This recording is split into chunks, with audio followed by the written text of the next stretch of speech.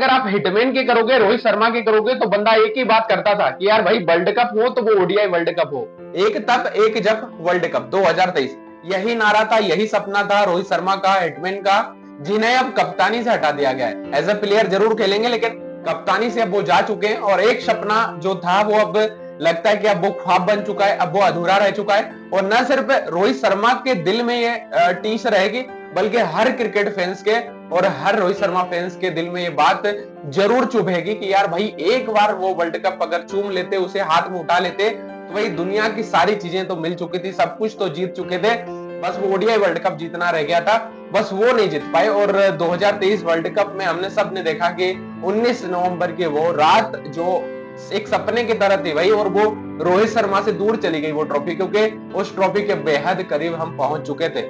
और जब उसके बाद हम आगे बढ़े, हमने उसके बाद फिर T20 वर्ल्ड कप जीता, हमने चैंपियन ट्रॉफी जीती, हमने सब कुछ जीता।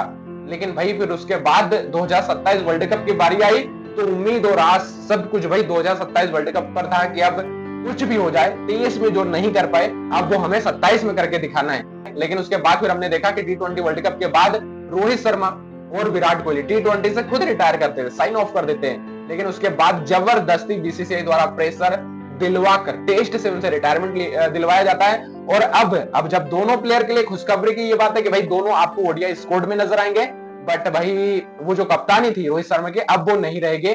अब ओडीआई टीम के नए कप्तान भाई शुभमन गिल बन चुके हैं, टीम के अंदर जरूर रहेंगे रोहित शर्मा, लेकिन अब वो जो कप्तानी वाला हो रहा था अब वो खत्म हो चुका है, अब रोहित शर्मा युग का अंत हो चुका है।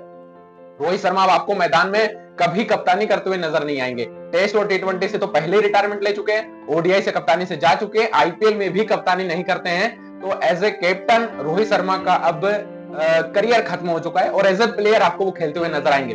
अब जब 3 मैचों की जो ओडीआई सीरीज ऑस्ट्रेलिया के साथ होना है, उसको लेकर टीम इंडिया का अनाउंसमेंट हुआ, और उसके साथ ही 5 T20 की टीम का भी अनाउंसमेंट हो गया, उसको लेकर भी बात करेंगे।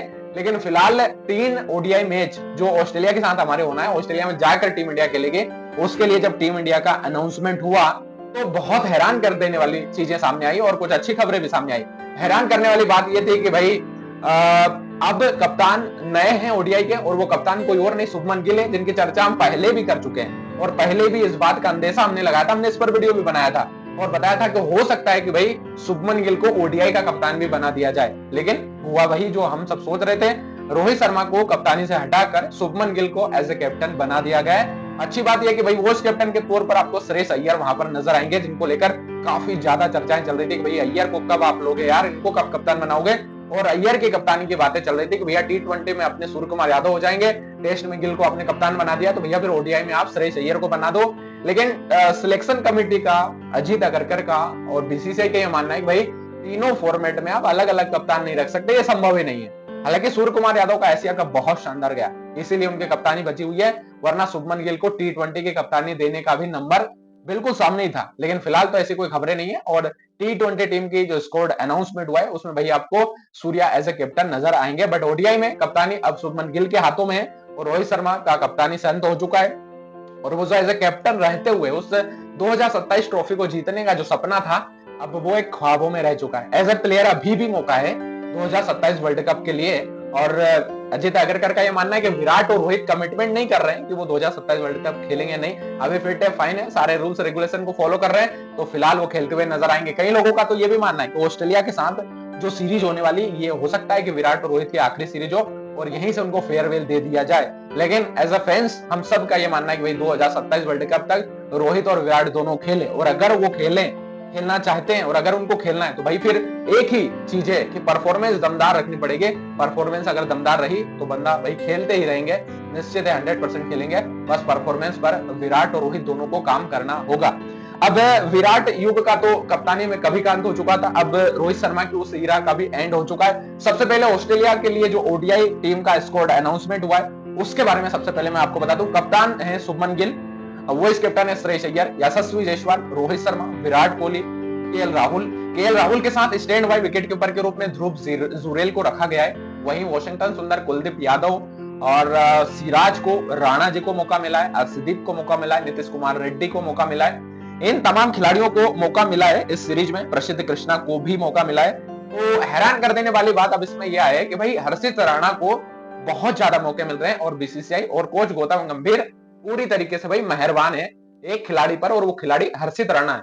कोई अचीवमेंट नहीं है, कोई बड़े रिकॉर्ड नहीं है, लेकिन भाई तीनों फॉर्मेट के अंदर इस बंदे को घुसा दिया है बीसीसीआई और गौतम गंभीर ने। इस पर आपका क्या मानना है, आप क्या सोचते हो भाई? जरा तगड़ी प्रतिक्रिया इस पर आप जरूर दीजिएगा। देखो फुल पॉलिटिक्स यहाँ पर आपको नजर आती है। पॉलिटिक्स के चलते ही रोहित शर्मा विराट को टेस्ट से रिटायरमेंट करा दिया।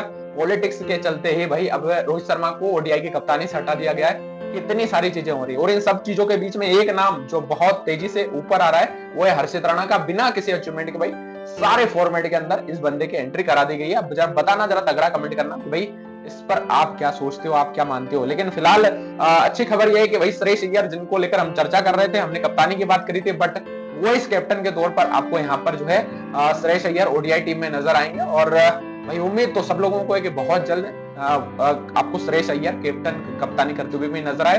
थोड़ा सा उस बंदे का एटीट्यूड अलग है, वरना कप्तानी के लिए उससे बेस्ट प्लेयर फिलहाल टीम के अंदर नहीं है। अब रोहित शर्मा को इसलिए हटाया गया है और कप्तान गिल को इसलिए बनाया गया है क्योंकि बीसीसीआई और अजित अगरकर कोच सब कुछ ये चाहते हैं भाई 2027 वर्ल्ड कप की तरफ हमारी नजर है।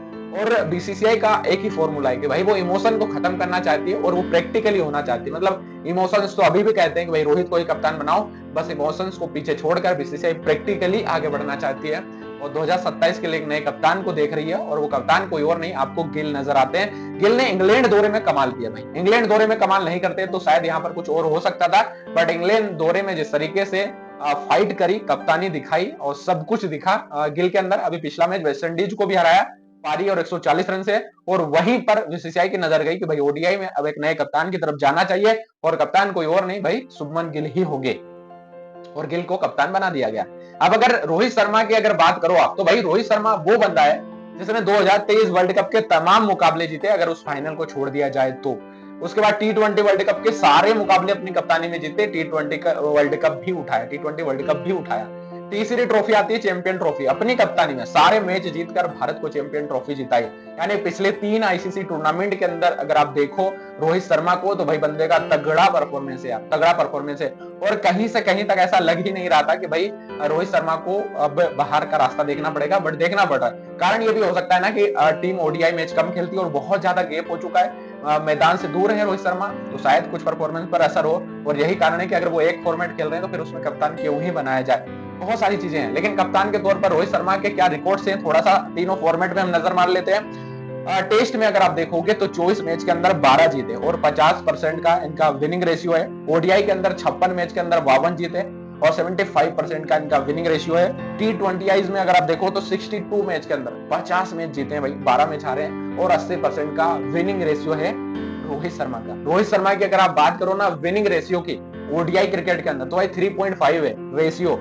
और वहीं पर अगर आप लेजेंड पॉन्टिंग की अगर बात करो, रिकी पॉन्टिंग की, तो वो बंदा 3.2% पर है। यानी रोहित शर्मा एकदम पीक स्टेज पर है ओडीआई के। इनसे बढ़िया परफॉर्मेंस शायद ही किसी बंदे का हो, लेकिन उसके बाद भी कप्तानी से हाथ धोकर एज ए प्लेयर इनको खेलना पड़ेगा। सारी चीजें अगर आप साइड लाइन भी कर दो, तो भाई एक ही चीज है कि अगर 2027 वर्ल्ड कप के उस सपने को अगर अचीव करना है रोहित शर्मा और विराट कोहली को, तो दोनों को फिट रहना पड़ेगा और परफॉर्मेंस शानदार करनी पड़ेगी। अच्छे एवरेज, अच्छे स्ट्राइक रेट के साथ बल्लेबाजी करनी होगी, तभी जाके वो टीम में जगह बना सकते हैं और टीम में खुद को स्थापित कर सकते हैं, अगर 2027 का वर्ल्ड कप जीतना है तो। वैसे इन सब पॉलिटिक्स और इन सब सारे चेंजेस को देखकर आपकी क्या राय, जरा मुझे फटाफट कमेंट में बता दो भाई। रोहित शर्मा को लेकर आप क्या सोचते हो, क्या मानते हो? और भाई सब्सक्राइब कर लेना, क्योंकि सब्सक्राइब करना बहुत जरूरी है भाई, सपोर्ट करना बहुत जरूरी है। आगे भी ऐसे ही वीडियो आपके लिए मैं लेकर आता रहता हूँ। जय हिंद, जय भारत।